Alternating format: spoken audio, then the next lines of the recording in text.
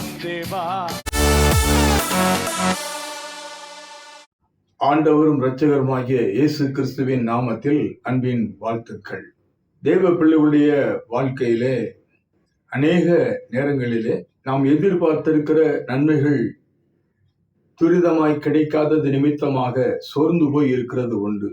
ஏன் இப்படிப்பட்ட ஒரு அனுபவம் என்று சொல்லி கலங்குகிற தேவ பிள்ளைகளை பார்க்க முடிகின்றது.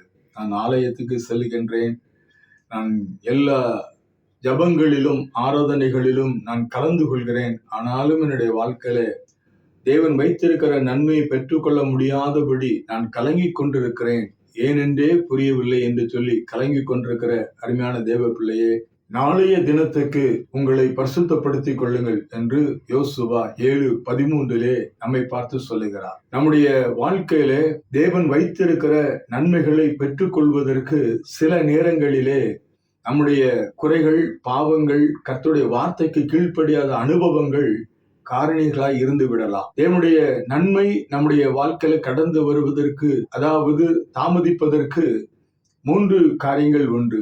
ஒன்று, நம்முடைய குறைகள். நாம் தேவனுக்கு விரோதமான காரியங்களை செய்யும் பொழுதோ, தேவனுடைய கட்டளைகளை கீழ்ப்படியாமல் இருக்கும் பொழுதோ தேவன் நமக்கு வைத்திருக்கிற நன்மைகள் தாமதப்படலாம். இரண்டாவதாக, தேவன் நம்மை உருவாக்குவதற்காக தேவன் நமக்கு வைத்திருக்கிற நன்மைகள் தாமதப்படலாம். எப்பொழுது உருவாக்கப்படுகிறோமோ அப்பொழுது இந்த உருவாக்கப்பட்ட அனுபவங்கள் முடிந்த பின்பு அந்த நன்மைகள் நம்மை கடந்து வரும். மூன்றாவதாக, கர்த்தருடைய நாமம் மகிமைப்படும்படியாக சில காரியங்கள் தாமதிக்கலாம். இதுல இன்றைய நாளிலே ஆண்டவர் நம்மோடு பேசுகிற காரியம், நம்முடைய வாழ்க்கையில நாம் சீர்தூக்கி பார்க்க அழைக்கப்படுகிறோம். கடந்த காணொளியிலே கர்த்தருக்கு காத்திருக்கிறவர்கள் நம்முடைய கழுகுகளைப் போல உயரே எழும்புவார்கள் என்று நாம் தியானித்தோம். ஆண்டவர் நம்மோடு பேசினார். இந்த நாளிலே கர்த்தருக்கு காத்திருக்கிற அனுபவத்திலே முதல் ஒரு காரியத்தை ஆண்டவர் நம்மோடு பேசுகிறார்.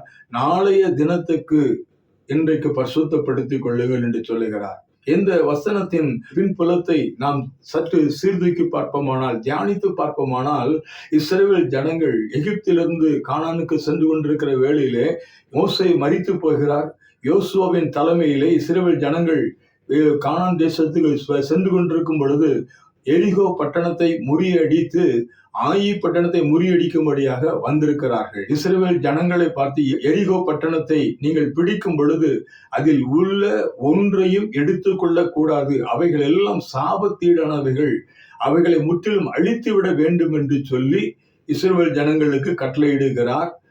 ஆனால் இந்த ஜனங்களுக்குள்ளே கர்மியின் மகனான ஆகான் என்கிற ஒரு மனிதன் அந்த எகிப்திலே தன்னுடைய கண்களுக்கு பிரியமாயிருந்த பாபிலோனிய சால்வையையும் வெள்ளியையும் பொன் பாலத்தையும் யாருக்கும் தெரியாமல் எடுத்து கொண்டு வந்து தன் கூடாரத்திலே ஒளித்து வைக்கிறான்.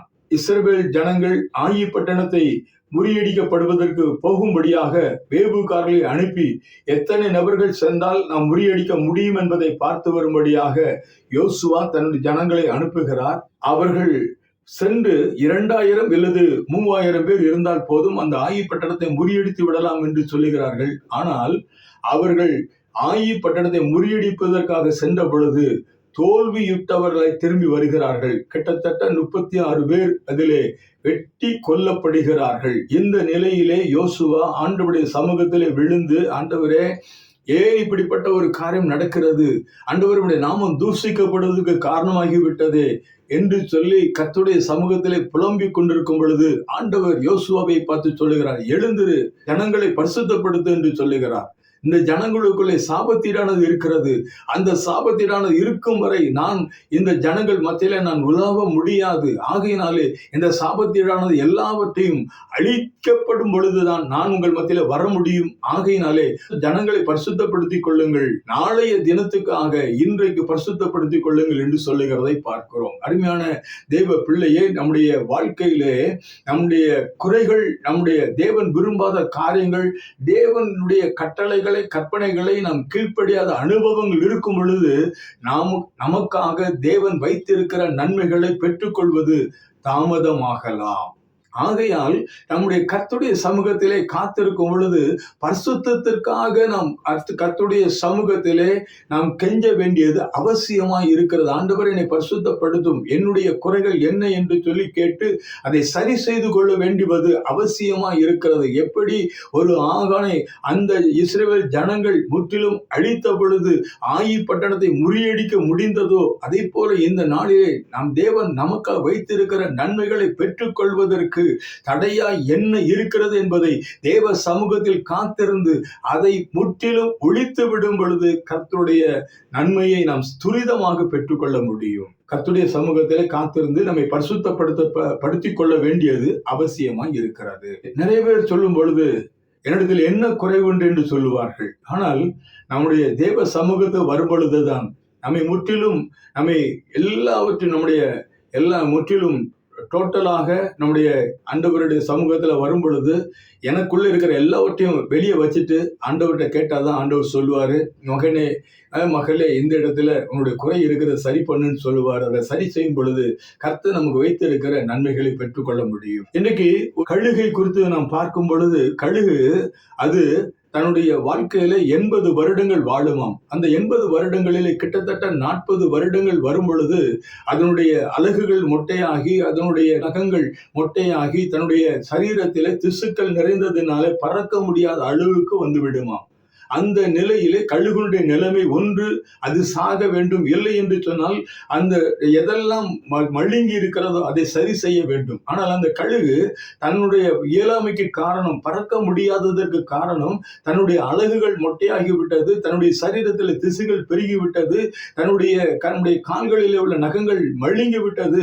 அவைகளெல்லாம் சரி செய்யப்பட வேண்டும் என்கிற அந்த எண்ணத்தோடு அது பாறையிலே சென்று முதலாவது அலகுகளை உடைத்து நொறுக்குமாம், உடைத்து விடுமாம். உடைத்து விட்ட பின்பு மீண்டும் புதிய அலகுகள் வளருமாம். அதன் பின்பதாக அதனுடைய கால்களில் இருக்கிற நகங்களை பிடுங்கி எடுக்குமாம். அந்த கால்களின் நகங்கள் மீண்டும் வளருமாம். அதனுடைய சரீரத்தில் இருக்கிற திசுகளை தன்னுடைய புதிய அலகுகளினால் கொத்தி கொத்தி கொத்தி கொத்தி எடுத்து அவைகளெல்லாம் எடுத்துவிட்டு மொட்டை கழுகை போல மாறிவிடுமாம். அதன் பின்பதாக சிறிது நாட்களிலே, அவனுடைய சில காலங்களிலே அந்த கழுகு மீண்டுமாக அதனுடைய இறகுகள்லாம் முழித்து அது ஒரு இளங்கழுகை போல மாறிவிடுமாம். அந்த கழுகு தன்னுடைய காரியங்கள் எது தடையா இருக்கிறது என்பதை உணர்ந்து கொண்டு அதை சரி செய்ததுனாலே மீண்டும் அது இளங்கழுகாய் மாறி அது உயர எழுந்து பறப்பதற்கு ஏற்றதாய் மாறிவிட்டது என்று சொல்லி நாம் பார்க்கிறோம். இன்றைக்கும் நம்ம அருமையான தேவ பிள்ளையே,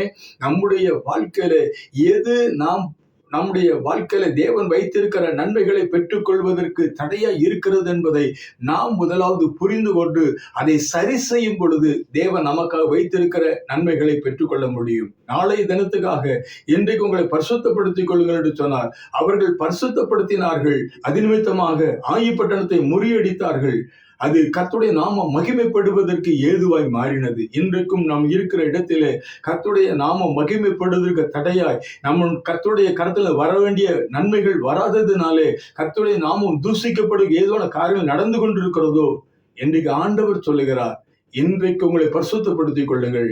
வருகிற நாட்களிலே சீக்கிரத்திலே நான் உங்களுடைய நன்மைகளை நான் கொடுத்து நான் உங்களை ஆசீர்வதிப்பேன், உங்களை உயர்த்துவேன் என்று ஆண்டவர் சொல்லுகிறார். கடினமான பாதைகள் நடந்து கொண்டிருக்கிறீர்களோ, கலங்கிய அனுபவத்தோடு இருக்கிறீர்களோ, என்னுடைய வாழ்க்கையிலே நன்மைகள் வரவில்லை என்று சொல்லி கலங்கி கொண்டிருக்கிறோ, இன்றைக்கு ஆண்டவர் உங்களை பார்த்து சொல்லுகிறார், இன்றைக்கு உங்களை பரிசுத்தப்படுத்திக் கொள்ளுங்கள். வருகிற நாட்களிலே சீக்கிரத்திலே துரிதமாக நீங்கள் நன்மைகளை பெற்று என்னுடைய நாமத்தை மகிமைப்படுத்துவீர்கள் என்று ஆண்டவர் சொல்லுகிறார். அன்பின் பரலோக தகப்பனே, துதிக்கிறோம். கிருபையாய் தந்த நாளுக்காக நன்றி ஆண்டவரே. அன்பு யோசுவாவையும் இஸ்ரவேல் ஜனங்களையும் பார்த்து நாளைய தினத்துக்காக இன்றைக்கு பரிசுத்தப்படுத்திக் கொள்ளுங்கள் என்று சொன்னீர் ஆண்டவரே.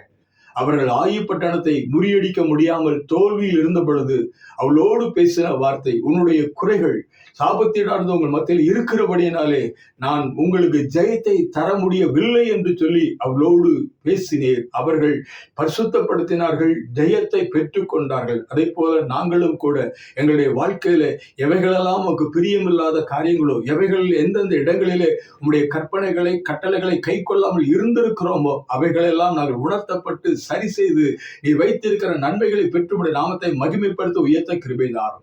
இயேசுவின் மூலம் ஜெபிக்கிறோம் நல்ல பிதாவே, ஆமென். God bless you.